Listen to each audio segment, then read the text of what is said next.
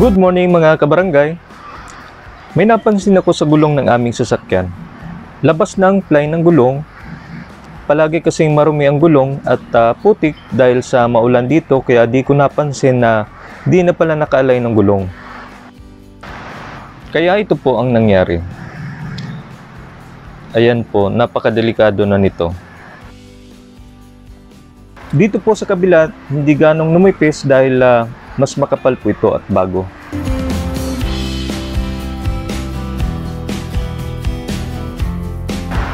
Pag maputik po, hindi ganong pansin dahil ito pong side lang na to ang kalimitang nakikita ko.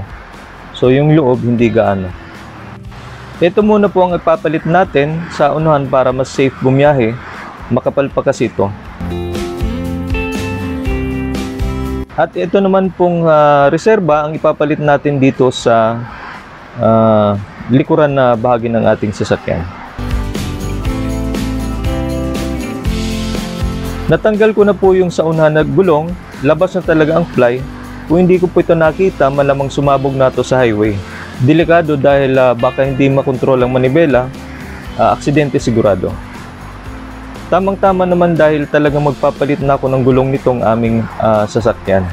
Siguro nagkataon lang. Sunod nito, shop na po tayo.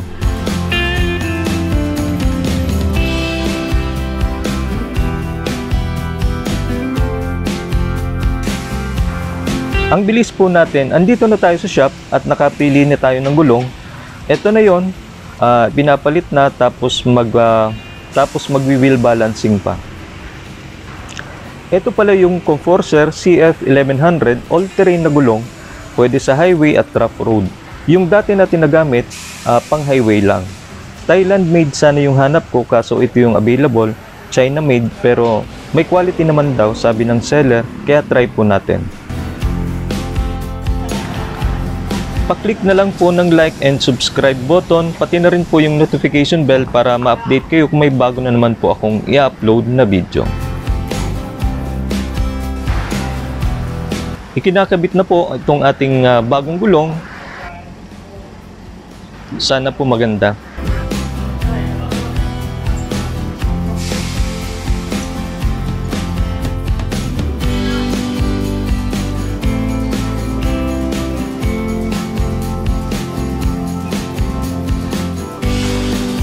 Malapit na pong matapos.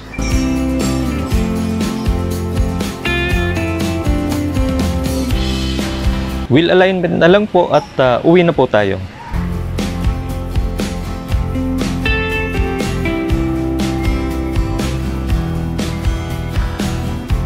Ito na ang bago nating gulong, Conforcer CF1100.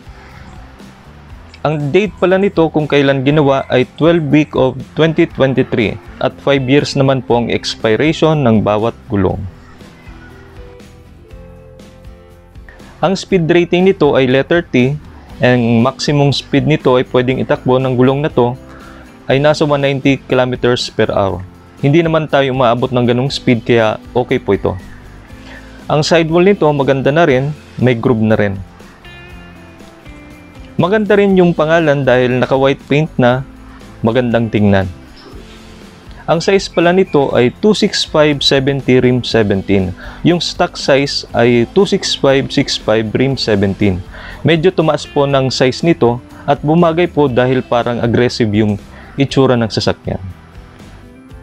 Chinek ko rin po pala online kung okay naman ang reviews nitong Conforcer.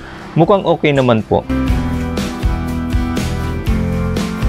Titingnan na lang po natin kung okay talaga ito pag nagamit na natin ito ng matagal. Ang kuha po pala natin ito ay 7,780 ang isa. Mas mura dahil China made nga. Hanggang dito na lang mga kabarangay. Salamat po sa panonood.